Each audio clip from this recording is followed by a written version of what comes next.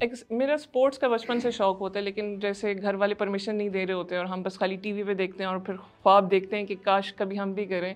तो मेरी suppressed dreams इसलिए वो करने का मुझे मौका मिला when I got a bit independent, I started earning और मेरी यूनिवर्सिटी भी एंड हो रही थी ऑलमोस्ट। लेकिन उस टाइम पे मैंने सोचा नहीं था कि मैं इसको करियर बना पाऊँगी। It was just pure passion, like I wanted to experience sports. लेकिन एक पॉइंट पे आके जब मुझे बहुत सारी अचीवमेंट्स मिलना स्टार्ट हुई, प्रोजेक्ट्स मिलना शुरू हुए, देन आई रियलाइज्ड कि why not to convert my passion into a career, जो कि हम इंटरनेशनली देखते हैं, but I had no local example to look up to के कोई एक्शन स्पोर्ट्स में हो।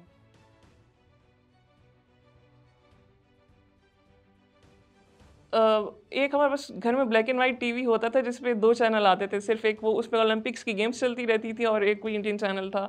तो वो गेम्स मेरे माइंड में होती थी कि और बहुत क्वेश्चन्स होते थे मेरे माइंड में कि ये चीज़ें हम क्यों नहीं कर रहे हैं ना? हम अंग्रेज़ों को सिर्फ़ क्यों देखते हैं? अंग्रेज़ पहाड़ से कूद रहा है, साइकिल चला रहा है, सब कुछ कर रहा है। तो वो बड़ा तजस्सुस था और मेरे ज़्यादातर एक्सपेडिशन आउट ऑफ क्यूरियोसिटी हुए हैं कि क्या ऐसा करना पॉसिबल है? जैसे ग्लेशियर पे साइकिल करना या रूफ ऑफ अफ्रीका पे साइकिल करना, क्या मैं कर सकती हूँ?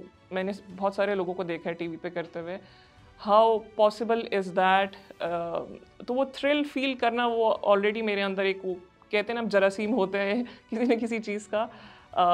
But which came out when I stopped listening to others, क्योंकि बचपन में आप बहुत सप्रेस्ड होते हैं सोसाइटल नॉर्म्स के अंदर के एक लड़की को ऐसा रहना चाहिए, इस उम्र पे शादी होनी चाहिए, इस उम्र में बच्चे होने चाहिए। तो जब आप खुद सोचना शुरू करते हैं, तो आप कहते हैं नहीं मैं ये देखना चाहता हूँ, like what is more inside of me.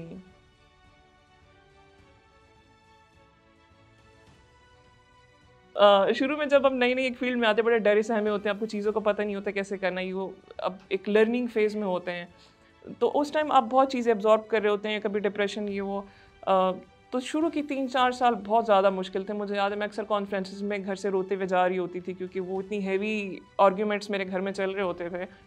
और मेरे पास कोई जवाब नहीं था कि मैं साइक्लिंग से पैसे कैसे कमाऊँगी, या क्या मैंने शादी करनी है कि नहीं, या मैं उसके बाद मतलब फ्यूचर क्या है, मैं क्यों कर रही हूँ? मुझे नहीं था पता, इसका कोई जवाब नहीं था मेरे पास। सारी चीज़ें स्कैटर्ड थीं, जो कि रिफ़ाइन हुई बहुत ज़्यादा रिफ़ाइंड हुई कुछ इंटरनेशनल ट्रेनिंग प्रोग्राम्स के बाद। क्योंकि जब मैंने अपने सवाल खोल के वहाँ पे रखे और मुझे उनके जवाबात मिले जो हमें अक्सर पाकिस्तानी सोसाइटी में नहीं मिलते हैं, क्योंकि स्पोर्ट्स का बंदा नहीं है, इतना एक्सपीरियंस, मेंटरशिप का कॉन्सेप्ट नहीं है। तो वहाँ पे मुझे रियलाइज़ हुआ कि वो सारी चीज़ों को जमा करके मैं अपनी ऑर्गेनाइज़ेशन कैसे चला सकती हूँ समर कैंप के नाम से। मैं at the same time impact कैसे क्रिएट कर सकती हूँ और मैं एज़ एन एथलीट कैसे आगे जा सकती हूँ।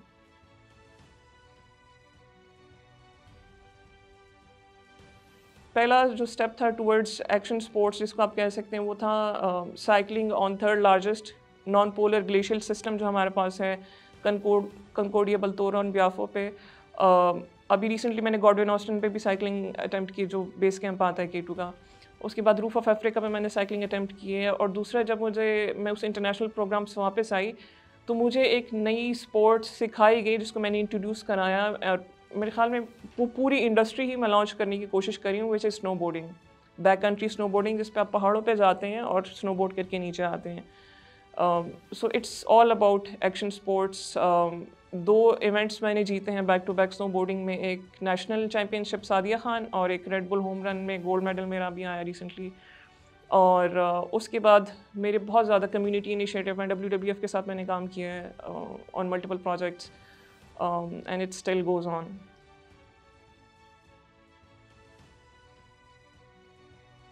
वो एक डोरमेंट वोल्केनो है और बर-ए-आज़म अफ्रीका की सबसे बुलंद चोटी है। वहाँ पे बहुत सारे वियर्ड रिकॉर्ड्स अटेम्प्ट हुए हैं। बहुत छोटा बच्चा भी गया, बहुत बूढ़ा भी गया है। फास्टेस्ट 24 आवर्स में भी के अंदर भी हुआ है। सो मैं चाहती थी कि मैं वहाँ पे साइक्लिंग करके देखूँ। और वो बड़ा डाइवर्स, जैसे पाकिस्तान में तो 3 बड़े माउंटेन रेंजेस हैं, कराकरम, हिंदू कुश, हिमालयज़ 3 है हमारे पास। लेकिन वहाँ पे सिर्फ़ एक पहाड़ है सहरा के बीच में, और वो भी आपको आधा छुपा होता है। तो अब जंगल से एंटर होते हैं, फिर पथरीला रास्ता आता है, फिर उसके बाद सहरा आता है, हाई एल्टीट्यूड डेज़र्ट जिसे आप बोलते हैं, और फिर ऊपर स्नो का एक पार्ट है, तो उसमें 3-4 मुझे मिली देखने के लिए, डाइवर्सिटी बहुत थी।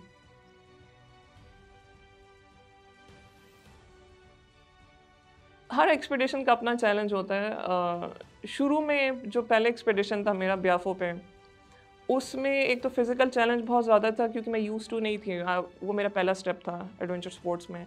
दूसरा सोसाइटल प्रेशर भी बहुत ज़्यादा था क्योंकि 4-5 आदमियों की टीम थी और मैं पहली दफ़ा अकेली किसी in the company of man I was travelling in a very remote place, जहाँ मेरे पास कम्युनिकेशन नहीं है, कुछ नहीं है। तो मैं उनसे बहुत ज़्यादा रिज़र्व भी थी। I was very uncomfortable sharing camp with them. Bathroom जाना होता था, वो अलग मसला होता था।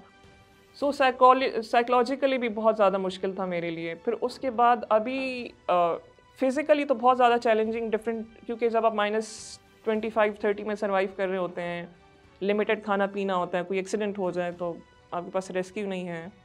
So it's part of every expedition.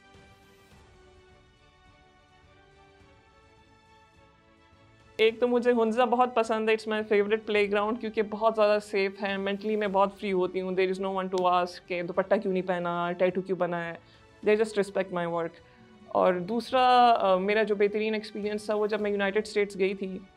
जिस लेवल की मैंने वहाँ पे स्पोर्ट्स फैसिलिटीज़ और ट्रेनिंग मुझे मिली है, ESPNW का एक प्रोग्राम था, बहुत प्रेस्टिजियस प्रोग्राम है किसी भी स्पोर्ट्स पर्सन के लिए।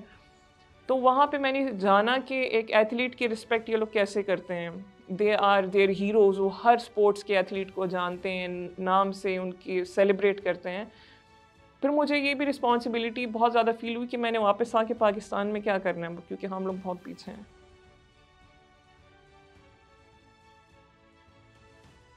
स्नोबोर्डिंग में मैं ऐसी-ऐसी जगहों पे गई हूँ जहाँ पे और मुझे पता है कि यहाँ से मेरा अगर मैं एक कदम भी स्लिप करती हूँ तो इट्स स्ट्रेट डेथ। और खुशी भी होती है कि अब हम ऐसे पॉइंट पे आ गए कि मुझे डर नहीं लगता है। लेकिन आपके पाकिस्तान के जो बॉर्डर के एरियाज़ हैं, पहाड़ी इलाके, कराकरम रेंज में जो आते हैं, वहाँ पे मेरे जितने भी एक्सपेडिशन हुए हैं, स्पेशली जो मेरा रीसेंट एक्सपेडिशन था शिमशाल पास के ऊपर, वो बहुत खूबसूरत एक एक्सपीरियंस था। एक तो वहाँ पे जाके आप स्पिरिचुअली इतना कनेक्ट होते हैं, आपको रियलाइज़ होता है कि अल्लाह ताला ने आपको कितना ब्लेस्ड रखा हुआ है। और फिर आपको छोटी-छोटी चीज़ों की कंप्लेंट, छोटे-छोटे चैलेंजेस दुनिया के कुछ भी नहीं लगते, क्योंकि आप इतना बड़ा कुछ, इतने ख़तरे के एनवायरनमेंट से इतनी चीज़ों को ओवरकम करके निकलते हैं। सो मैं बहुत ज़्यादा आई रियली फील लकी कि मेरा स्पोर्ट्स ही इतना ज़्यादा मेरे लिए साइकोलॉजिकली एक थेरेप्यूटिक चीज़ होती है कि I stay mentally Sen, I stay physically strong and I stay focus.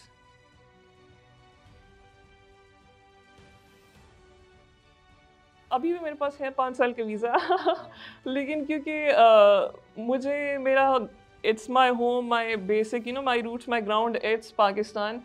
और मैं वहाँ पे जाके सीख ज़रूर सकती हूँ, लेकिन वहाँ पे मैं खुद को इस्टेब्लिश नहीं कर सकती। एक तो क्योंकि ऑलरेडी वहाँ पे कंपटीशन बहुत ज़्यादा है, why will they accept international athlete. दूसरा ये कि हमारे अपने लोगों को बहुत ज़रूरत है। अगर मैं खुद सीख के चली जाऊँगी तो ये रास्ता, ये सफ़र वहीं पे रुक जाएगा। मेरे बाद एक ही समर होगी, उसके बाद कौन होगा? कोई भी नहीं होगा। सो मुझे जो मैं सीख रही हूँ वो मुझे रेप्लिकेट करना है, I have to pass it on. क्योंकि एक कल्चर जब आप किसी सोसाइटी में डेवलप करना चाहते हैं तो उसके लिए आपको एक लाइक माइंडेड कम्युनिटी, एक ट्राइब बिल्ड करना है। हम ऐसी आवाम हैं जो स्पोर्ट्स को रिक्रिएशन समझते हैं अभी तक, सिवाय क्रिकेट के। अगर आप किसी से कहें मैं स्नोबोर्डिंग करती हूँ या मैं साइकिलिंग, तो वो कहते हैं अच्छा, बहुत अच्छी बात है, लेकिन आप जॉब क्या करती हैं? सो वो ये नहीं समझते कि मैं इसी से पैसे कमा रही हूँ। और वो ऐसे समझते हैं जैसे आपकी बहुत मिज़रेबल लाइफ में से आपको 1 साल में 15 छुट्टियाँ मिलती हैं तो आप पहाड़ों पे जा सकते हैं, और समर भी शायद वही करती है। तो उनको अभी हम बहुत बेसिक लेवल से मैं उनको अभी एजुकेट कर रही हूँ through social media, through my vlogs, documentaries जो आप देखते हैं सोशल मीडिया पे। इंटरव्यूज़ में मैं बोलती हूँ, यूनिवर्सिटी के सेशंस में मैं जाती हूँ, so that they know कि they have career around adventure sports to adventure tourism, mountain guiding में हमारे पास नहीं है, लड़कियां तो हैं ही नहीं। so there's a lot to do.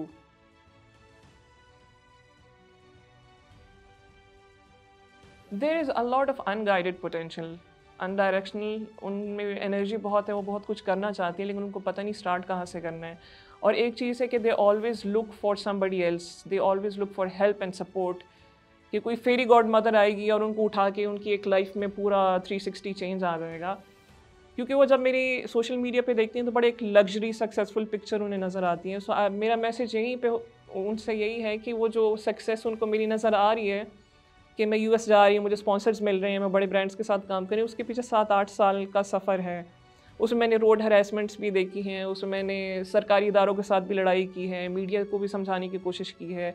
So if you want to achieve something, don't look for shortcuts, always put in hard work and hustle, और बिल्कुल अपने काम से काम रखते हुए आप आगे जाएं।